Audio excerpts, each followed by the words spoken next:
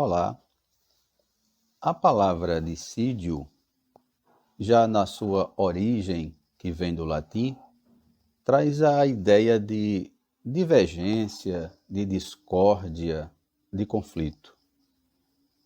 A CLT utiliza essa expressão dissídio para designar tanto aqueles conflitos individuais, chamados dissídios individuais, como também os dissídios coletivos.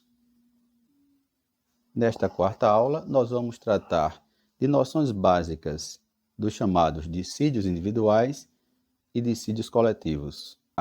A primeira parte será dedicada aos dissídios individuais e a segunda aos dissídios coletivos. No âmbito do que nós podemos chamar de fisiologia do processo, a CLT disciplina os dissídios individuais nos artigos 837 e seguintes.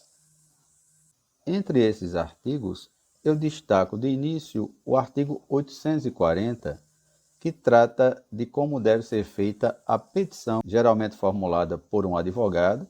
Este, por sua vez, já transforma numa peça processual uma história que ouviu do seu cliente, para poder fazer funcionar essa máquina estatal de distribuição de justiça. Sendo a simplicidade uma das marcas do nosso processo trabalhista, o artigo 840 da CLT exige bem menos requisitos para a formulação da petição inicial do que exige o artigo 319 do Código de Processo Civil. Pela leitura do artigo, é possível perceber que os elementos essenciais dessa petição são o relato dos fatos e o pedido. Tem muito a ver com um brocardo latino, com a máxima de direito, que diz: dá-me o fato que eu te dou o direito. Ou seja, as partes trazem para a justiça a narrativa de seus fatos. E cabe ao juiz aplicar o direito. É o juiz que tem que saber o direito a ser aplicável ao caso concreto. Nesse mesmo sentido, é outro brocardo latino que diz iura novit curia, ou seja, o tribunal conhece o direito. Então não há necessidade de a parte ficar transcrevendo artigos de lei. Eu já vi casos, me permitam dizer, de petições que transcreviam a todos os incisos do artigo 5º da Constituição Federal, sem necessidade. Tanto que o próprio Código de Processo Civil, no seu artigo 376, diz que a parte só tem que provar o direito quando esse direito se tratar de um direito municipal, estadual, estrangeiro ou consuetudinário. Porque, de maneira geral, cabe ao juiz já conhecer o direito da legislação federal. Isso não quer dizer que uma petição inicial trabalhista não deva ser bem redigida, com clareza, com concisão, com correção, porque também ela está sujeita à inépcia. Além disso, essa simplicidade não impede que o advogado faça um relato dos fatos, depois os fundamentos jurídicos dos pedidos, e depois formule os pleitos, colocando o valor de cada um dos pedidos, pois o mais comum na Justiça do Trabalho é que a petição inicial se refira a vários pedidos, não apenas a um pleito. Não só a ação pode ter vários pedidos cumulativos, como também pode ter vários reclamantes no seu processo, como dispõe o artigo 842 da CLT, que diz que podem ser reunidas numa só ação várias reclamações quando há identidade de matéria. Nós chamamos costumeiramente esse tipo de ação de ação plurima, que na verdade é uma ação com vários litisconsortes ativos. Depois dos artigos referentes à forma da reclamação trabalhista e da notificação, esta última é uma expressão que é utilizada pela CLT para designar não apenas a citação, mas também as intimações, o texto da CLT vai tratar da audiência de julgamento ou audiência de conciliação e julgamento. Os artigos que tratam do procedimento na audiência são os artigos 843 e seguintes da CLT. E a audiência é um momento muito bonito. É um momento em que se encontram juízes, as partes, os advogados, para a tentativa de conciliação ou para a colheita da prova oral. E é possível perceber pela redação desses artigos que a intenção é que praticamente todos os atos sejam concentrados na audiência de instrução, enfatizando o princípio da oralidade e da concentração dos atos processuais. E é possível perceber que já na redação antiga da CLT não havia essa divisão de audiência inicial e audiência de instrução. A bem da verdade, a audiência era para ser uma só, onde haveria já a apresentação da defesa em 20 minutos. Depois dessa apresentação da defesa oral, o juiz passaria a ouvir as partes, depoimento pessoal do reclamante, depoimento pessoal do reclamado. Depois de ouvir as partes, passa a ouvir as testemunhas, que devem ser trazidas pelas partes independentemente de intimação. Essas testemunhas são no máximo de 3 para cada parte, no chamado rito ordinário. E depois de colher essa prova, o juiz, na própria audiência, já era para dar a sentença. Então, tudo era para ser feito numa audiência só. E toda essa parte da colheita processual é precedida, logo na abertura da audiência, por uma tentativa de conciliação, e depois se renova essa tentativa de conciliação após a apresentação das razões finais, que era para ser feita em 10 minutos para cada parte, depois de concluída a instrução processual. Quando eu digo que este deveria ser o procedimento, é porque, de maneira geral, as ações trabalhistas têm se tornado tão complexas que tornam praticamente impossível se concentrar todos esses atos numa única audiência. A defesa pode ser apresentada até na audiência, mas o comum é se apresentar antes ou mesmo no dia da audiência em petição eletrônica e acompanhada dos documentos. E aí você imagina, o juiz vai ter contato com aquela defesa somente na audiência. Eu tenho o costume de examinar a pauta da audiência sempre no dia anterior, para ver se já foi apresentada a contestação, dar uma analisada nos documentos, para poder me situar melhor na condução do processo e mesmo na tentativa de se fazer uma conciliação. Mas perceba que é difícil, até para a parte reclamante, já fazer a impugnação a algum documento na própria audiência, e muitas ações que trazem vários documentos, fica difícil para o juiz prolatar a sentença já na própria audiência. Então, o mais comum é que a gente fracione, faça a instrução processual e alguns dias depois é que o juiz vai publicar a sua sentença com intimação para as partes, e hoje é tudo feito pelo processo eletrônico, com muita facilidade. Durante esta pandemia, nós estamos realizando essas audiências todas de forma telepresencial. E apesar das dificuldades, nós temos conseguido êxito tanto nas conciliações realizadas nas audiências iniciais, como também na colheita de prova oral nas audiências telepresenciais de instrução. Em meio aos artigos que já tratavam da audiência de conciliação e julgamento, foram enxertados os artigos que falam do chamado procedimento sumaríssimo, aqueles dos dissídios cujo valor não ultrapasse a 40 vezes o salário mínimo. Entre as peculiaridades do rito sumaríssimo, nós podemos destacar uma maior liberdade do juiz na condução do processo e até na apreciação das provas, como nós vemos no artigo 852-D da CLT, que dá a entender que há uma maior discricionariedade e até uma maior utilização da equidade pelo juiz.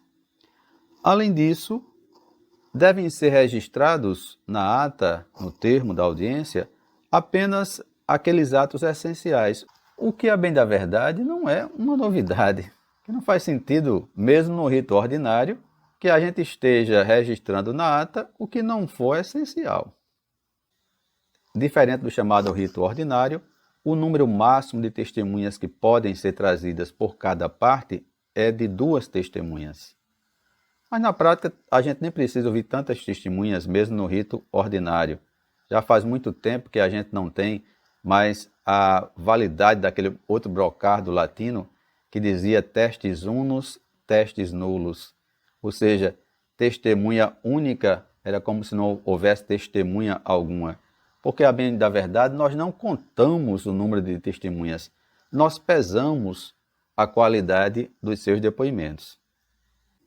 O artigo 852-I da CLT diz que o juiz deve mencionar os elementos de convicção com resumo dos fatos relevantes, dispensando o relatório.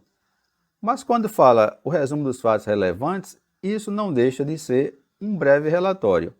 Na prática, nós colocamos dispensado o relatório de acordo com o artigo 852-I da CLT. Depois de enxertar em seu texto artigos referentes ao rito sumaríssimo, a CLT vai falar do chamado inquérito para apuração de falta grave, que utiliza esse nome inquérito, mas a bem da verdade não é um inquérito, porque não se trata de um procedimento na esfera administrativa, mas é de uma ação judicial para apuração de falta grave de empregado estável. E eu confesso que nesses quase 28 anos como juiz do trabalho, eu não me lembro de ter tido em minhas mãos nenhuma ação de inquérito para apuração de falta grave. Talvez porque é uma raridade a existência de um empregado estável. E também porque a discussão sobre faltas graves cometidas pelos empregados normalmente é feita dentro das próprias ações trabalhistas rotineiras e não com a instauração desse inquérito para apuração de falta grave. E eu destaco que uma das diferenças no procedimento desse inquérito é com relação ao número de testemunhas. Enquanto no chamado rito ordinário, o número máximo de testemunhas para cada parte é de 3, no caso do inquérito, esse número pode ser elevado até 6 testemunhas para cada parte, como se vê no artigo 821 da CLT. Logo após os artigos que tratam do inquérito para apuração de falta grave, o texto da CLT recebeu mais 2 enxertos. O primeiro, sobre o incidente de desconsideração da personalidade jurídica, que foi incluído no artigo 855-A da CLT, para dizer que se aplica esse incidente já previsto no CPC ao processo do trabalho. Geralmente, essa desconsideração da personalidade jurídica é feita na fase de execução. E segundo a Instrução Normativa 41 do TST, no seu artigo 13, diz que ela não pode ser feita de ofício, a não ser se a parte não estiver assistida por advogado. Na sequência, os artigos 855-B a 855-E tratam do processo de jurisdição voluntária, da homologação de acordo extrajudicial.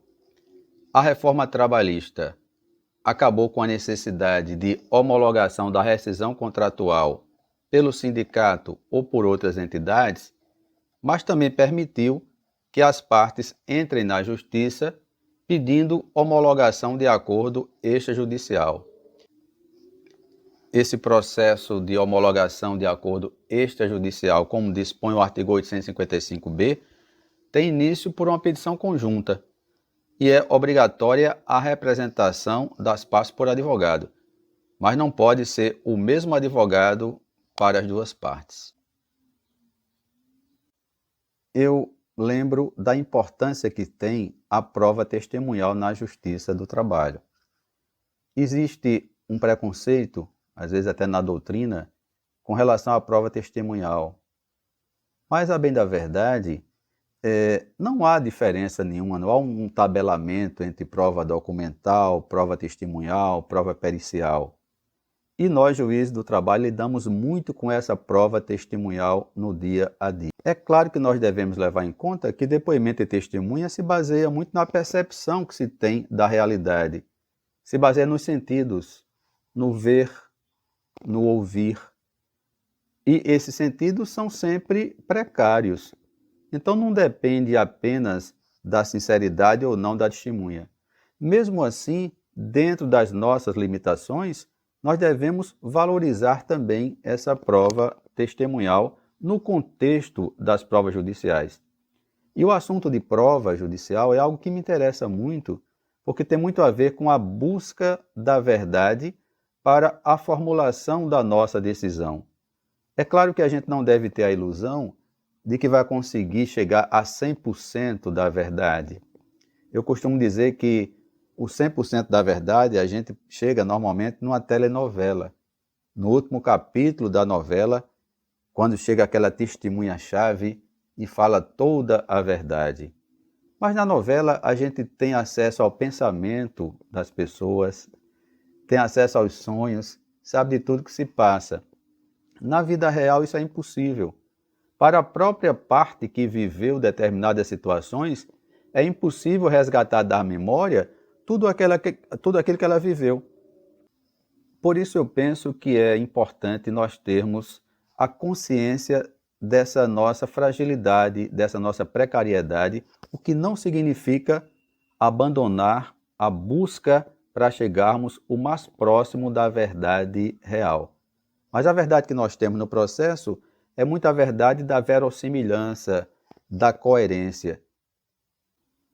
E para construirmos nossas decisões com base nessa verossimilhança, nessa coerência, nós dispomos, entre outras coisas, de regras sobre ônus da prova, que estão na CLT, no artigo 818, e com a reforma trabalhista incorporou algumas disposições que estavam no Código de Processo Civil.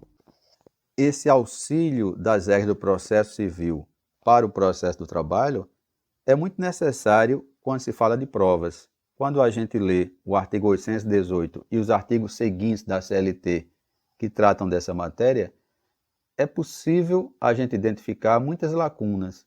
Daí a necessidade de se fazer o preenchimento dessas lacunas com as regras do processo comum, ou seja, do processo civil. É, portanto, a partir de uma boa avaliação das provas que foram produzidas em juízo e também de uma boa aplicação do direito, o que vai compreender, de um lado, a leitura dos textos legais e também a leitura da vida, a leitura das narrativas dos fatos que chegam até o nosso conhecimento, que nós vamos construir a sentença, a decisão judicial. E se fala muito que sentença vem da palavra sentir, que não deixa de ser um sentimento que o juiz tem daquele caso concreto. O que não significa aquela visão de uma jurisprudência sentimental, que muitas vezes era atribuída ao juiz francês Magnot, que, a bem da verdade, talvez até ele tenha sido mal compreendido, que ele não era um juiz sentimental no sentido de fazer julgamento à flor da pele do emocional, mas era um juiz que estava à frente do seu tempo, que não se contentava com a literalidade da norma. Sobre a sentença trabalhista, a CLT vai se referir da decisão em sua eficácia nos artigos 831 e seguintes. E também nesse caso, mais uma vez, nós vamos perceber muitas lacunas e aí recorremos às regras do processo civil. No CPC vigente, o de 2015, nós temos essas regras a partir do artigo 485. E eu destaco muito o artigo que trata da fundamentação da sentença. Porque a fundamentação, eu digo que é sempre o coração da sentença. É ele que a parte ataca quando vai recorrer da decisão do juiz para o tribunal. É sem esse coração, sem essa fundamentação, que a sentença ou qualquer decisão é nula, como diz a própria Constituição Federal. Daí a importância de a gente refletir sobre os elementos essenciais da sentença, que estão lá no artigo 489 do CPC, e particularmente o seu parágrafo 1º, que diz que não se considera fundamentada decisão judicial, seja interlocutória ou seja sentença, quando, primeiro, se limitar apenas a indicar, reproduzir ou fazer paráfrase do ato normativo. E às vezes é comum a gente fazer isso até mesmo na sala de aula, quando vai comentar um artigo, o que a gente faz é uma simples paráfrase, é dizer com outras palavras aquilo que o texto já diz. Então fazer isso não é fundamentar. Também não é empregar conceitos jurídicos indeterminados sem explicar o motivo concreto de sua incidência no caso. Você dizer, por exemplo, eu julgo de acordo com o princípio da dignidade humana, ponto. Isso é um conceito muito amplo, muito indeterminado. Invocar motivos que se prestariam a justificar qualquer outra decisão. Você imagina que a gente fazia aquele despachozinho e dizia, vamos decidir na forma da lei. Eu pergunto, que lei? Que artigo? Me permite uma comparação? É eu querer fundamentar uma determinada tese dizendo, é porque está na Bíblia. Ora, a Bíblia é uma biblioteca. Também é preciso a gente enfrentar os argumentos deduzidos no processo que são capazes de infirmar a conclusão adotada pelo julgador. Isso não quer dizer que a gente tenha que explicar tudo de forma muito miudinha, nos seus mínimos detalhes. Não é isso, mas é preciso que as teses relevantes que foram discutidas no processo sejam enfrentadas pelo julgador. E veja como esse dispositivo do Código de Processo Civil enfatiza a jurisprudência na construção das decisões judiciais. Quando diz, por um lado, que não se considera fundamentada a decisão, se ela se limita apenas a invocar um precedente ou um enunciado de súmula, sem identificar os fundamentos determinantes, nem demonstrar que o caso que a gente está julgando se ajusta àqueles fundamentos.